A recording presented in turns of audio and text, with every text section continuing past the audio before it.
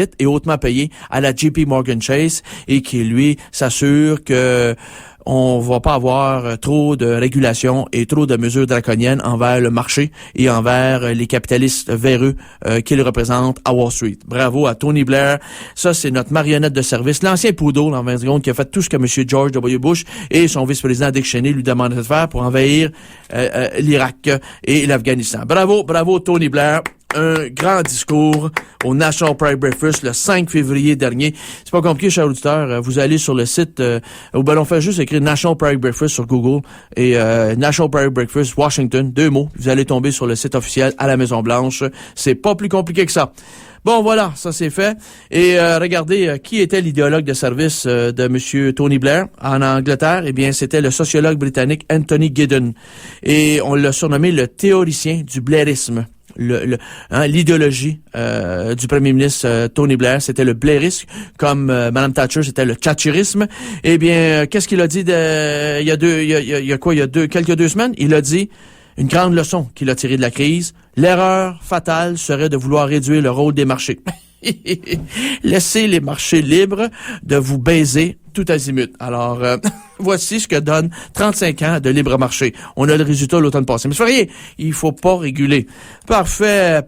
Un autre profiteur de service, Henry Kravis, fondateur de la société hedge fund, fonds spéculatif KKR, Kohlberg Kravis Roberts.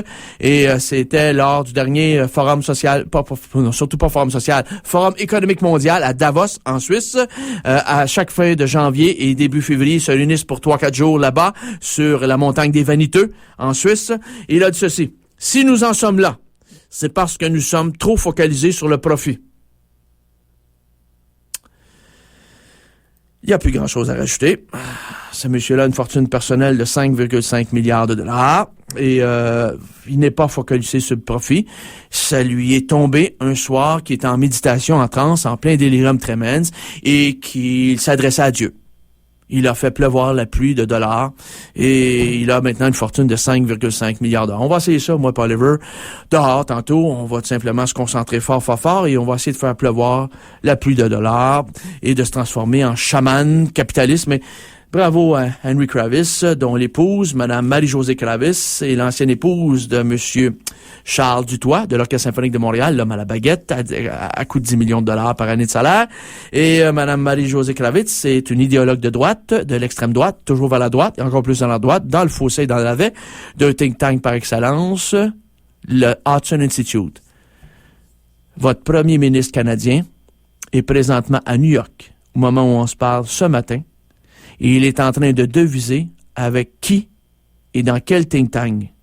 Il est présentement dans le think tank du Hudson Institute et il est justement en train de deviser avec ses apparatchiks de l'idéologie du libre marché et du laisser-faire, entre autres choses, Mme Marie-Josée Kravis, dont l'époux vient juste de dire cette grande phrase mémorable et célèbre: si nous en sommes là, c'est parce que nous sommes trop focalisés sur le profit.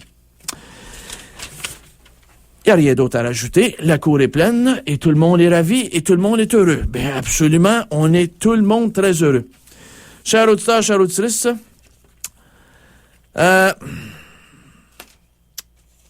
qu'est-ce que vous voulez que je vous dise? Alors, j'ai laissé un coup de fil hier. J'avais parlé 2 semaines à Pierre Falardeau. Je voulais que Pierre Falardeau, il disait qu'il filait pas bien, alors il voulait pas se présenter ici en studio. Il voulait qu'on fasse entrevue au téléphone.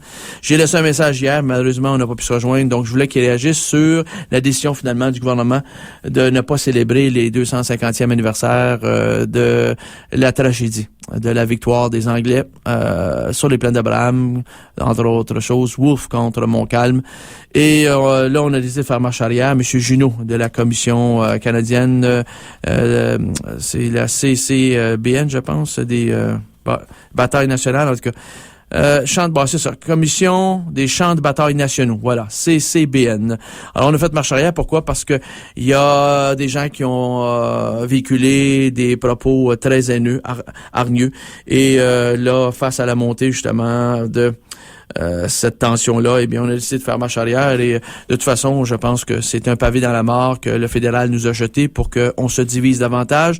Et il y a Patrick Bourgeois du Québécois pour qui j'ai déjà parlé à plusieurs reprises et on a fait venir ici d'ailleurs Pierre-Luc Bégin. Ces gens-là font du bon travail, sauf qu'il y a eu des dérapages verbaux. Et il faut le mentionner. Alors, Patrick Bourgeois du Réseau de résistance et du Journal Les Québécois a avoué candidement, c'est sûr qu'on parle fort et qu'on ne fait pas dans la dentelle. Mais là, écoutez, là, à un moment donné, là, regardez, là. Vous savez, les gars, que vous êtes complètement investis par les services secrets de la GRC. Ils vous ont, dans le collimateur, si tant est qu'ils vous ont pas déjà vissé un mouchard dans le derrière. N'en jetez pas, c'est tout ce qu'ils attendent. Si à un moment donné, il y a des dérives verbales, ça va faire le pain et le beurre de ces gens-là. C'est tout ce qu'ils veulent. Alors, je peux comprendre que le mec peut être sous pression parce qu'il y a des radios poubelles, des trash radios, comme Choix, où on avait avant et Jeff Fillion et ses émules, Marteau, hein, tous les colorés individus qui rehaussent le niveau intellectuel des gens. Bravo, toi, à tous les marteaux de ce monde, dont, en fin de compte, la passion est d'envoyer une patate dans l'anus d'un participant lors de certaines soirées mondaines à partir d'un tir-patate. Alors, c'est toute beauté. Vous avez pu voir ça au Franc-Tireur, il y a 1 mois et demi environ, un documentaire avec Richard Martineau. Un grand moment de télévision. Alors, il semblerait qu'à Québec, c'est l'homme de l'heure, Monsieur Marteau. M-A-R-T-O. Marteau. Et oui. Et ça, c'est une émule de Jeff Fillion. Il y en a plein d'autres émules de Jeff Fillion, comme ce Bouchard qui a traité Madame... celle de Québec solidaire, Françoise David, qui l'a traversé, Oliver, qui l'a traité en fin de compte de communiste et puis tout ce que tu voudras. Moi, je la traite de Mère Teresa. C'est pas trop grave, hein. Je veux dire, c'est une figure sainte. C'est vrai qu'elle se donne des airs de Mère Teresa des fois et je le répète encore une fois, je ne suis pas un admirateur de Françoise David, oh que non. Je pense que M. Amir Kadir représente mieux Québec solidaire, même si c'est elle qui a fondé Québec solidaire. À un moment donné, les airs contrés pour expliquer des choses, à un moment donné, ça fera. Là, je pense qu'à un moment donné, il faut s'assumer, il faut parler des vraies choses directement et il faut avoir confiance en ces sorties publiques qu'on doit faire pour les médias. À un moment donné, ménager la chèvre et le chou, là, ça mène nulle part. Marcher, là, toujours à pas feutrer, ça mène nulle part. Alors là, à un moment donné, il faut parler des vraies choses, mais il y a une façon de le dire.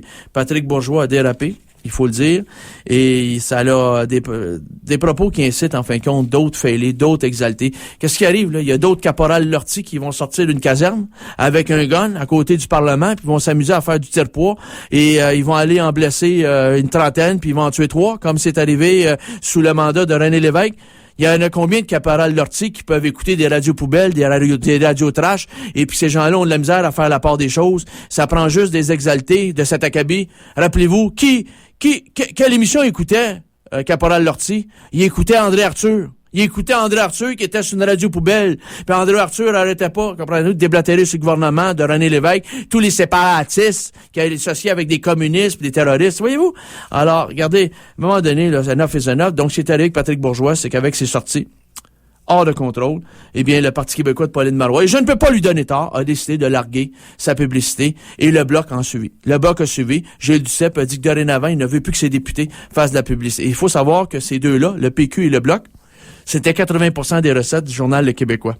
Ça va faire mal, ça va faire très mal. Mais à un moment donné, là, sacrifice. Faut pas donner des munitions à l'ennemi, là, à un moment donné, puis faire le jeu de l'ennemi. Il y a des limites, là. Je veux dire, il y a des façons de parler à la radio. Vous voyez-vous en train de utiliser tout le mobilier de l'Église catholique romaine apostolique pour faire avancer mes propos? Ça va m'amener où, ça, là? Dérapage verbal. Ça mène absolument nulle part. Et là-dessus, ben, regardez. C'est bien une valeur pour Patrick Bourgeois. J'ai beaucoup d'estime pour lui. Pierre-Luc Bégin, la même chose. C'est des gens exceptionnels, mais là, ils ont raté la coche. Là, Patrick Bourgeois a raté la coche, et puis à un moment donné, il faut assumer. Il faut assumer. Il y a des conséquences à ça, puis c'est ça. Je suis très content que le gouvernement ait fermé marche arrière concernant le 250e anniversaire. J'ai pas de problème à ce qu'on fasse un recueil historique de l'événement, parce que ce fut historique, effectivement. Il faut en parler. Mais de là à faire des défilés de minuit, à faire des bals festifs et des choses comme ça, là, c'est là que je décroche. Alors, je pense que la déportation des Acadiens, on fera pas un gros party pour ça. Et puis en plus de ça, quand les Allemands sont rentrés dans la France occupée en 1940, je pense pas qu'on va faire un gros party là-bas en France pour commémorer la date. On s'entend-tu là-dessus? Fait qu'à un moment donné, là, il faut pas être des ignares. Je sais que votre priorité, certaines personnes, la priorité de bien des Québécois à certaines personnes, c'est de savoir le score du Canadien hier soir. Je sais que c'est important. Puis c'est pas grave s'il y a certains joueurs du Canadien qui parlent à des gens de la mafia comme M. Mangiola. Ça n'a pas d'importance. Ça, c'est banal. On s'en fout s'il participe à des orgies et puis qu'il